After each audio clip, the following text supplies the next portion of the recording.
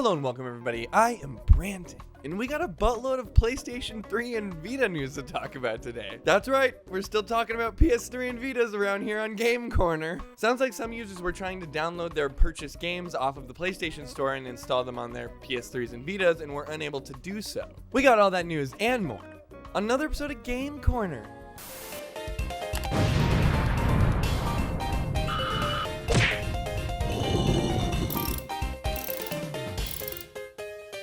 Thanks for watching, everybody. If you like what I do, please like the video, subscribe to the channel if you'd like to see more, and I'll stop wasting your time.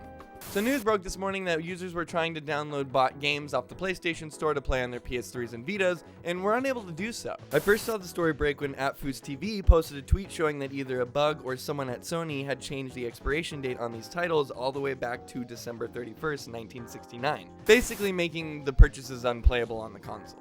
In a follow-up tweet, funny enough, he actually got Chrono Trigger to work fine on his PS3, but not Chrono Cross, but also saying that as soon as he tried to take the installation over to his Vita, he was then unable to download the game. This sort of seems to be hit or miss. Reports are sort of all over the place right now. Some people are saying that one game is broken, some people are saying that they have multiple games broken, and there's apparently a few people that are saying their whole libraries are broken. So this does seem to be a spreading issue, and we don't have exact concrete knowledge on what's exactly happening here or what titles it's affecting. It seems like a lot of RPGs are getting hit for some reason. Games like Final Fantasy VI, Chrono Trigger, Chrono Cross, Rune Factory 4 even. It does seem like FoosTV was able to get on with PlayStation support, but apparently they weren't all that helpful, and to move on any further and get escalated higher, he had to completely reset his PlayStation altogether. Obviously this weird date change is funny enough, but also with it only affecting some titles, this ends up just being a really weird story. It sort of just seems to be affecting people and games at complete random at this point. And unfortunately, I don't have a PS3 or a Vita with a power supply that I can actually check on this myself. Originally, a lot of people were thinking like, oh, Chrono Cross, they're trying to get you to buy the remaster and they're taking the old one off the PlayStation Store.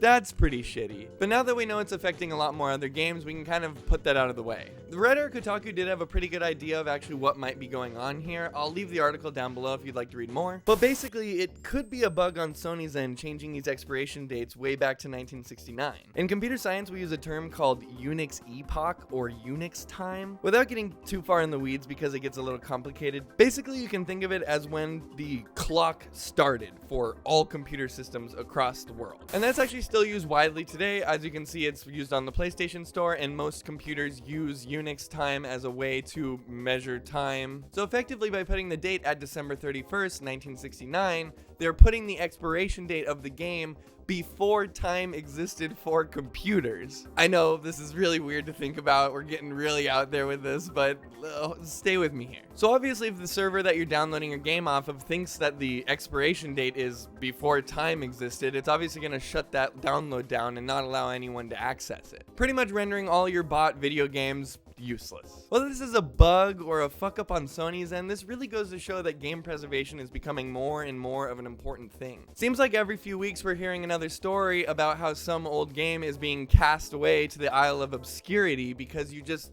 need old legacy hardware to play it on, which obviously most people either can't afford or don't want to go out and buy. We are seeing some companies like Xbox take a pretty big stance against this, doing as much as they can for game preservation, adding things like backwards compatibility to the Xbox, etc. And with Sony and Nintendo finally offering up retro titles on their subscription services, it seems like maybe they're starting to get the idea that we still want to play these old games and we don't want them to just evaporate into dust. Maybe that's just wishful thinking on my end, but I really would love to see them take more action against this. That all being said, not being able to play your video games that you purchased with your real money is such a bummer and honestly a shitty thing to do. And I think that's why you've kind of seen the rise of physical media again. A lot of people want to own their media again and not have to worry about a subscription service or when that content that they like is gonna leave. Anyway, that's about all the news I got for you guys today regarding the PS3 and Vita expiration issue. Let me know what you guys think down below. Do you think this maybe isn't a big deal and it's gonna come back up soon, or do you think maybe this is the end of PS3 and Vita?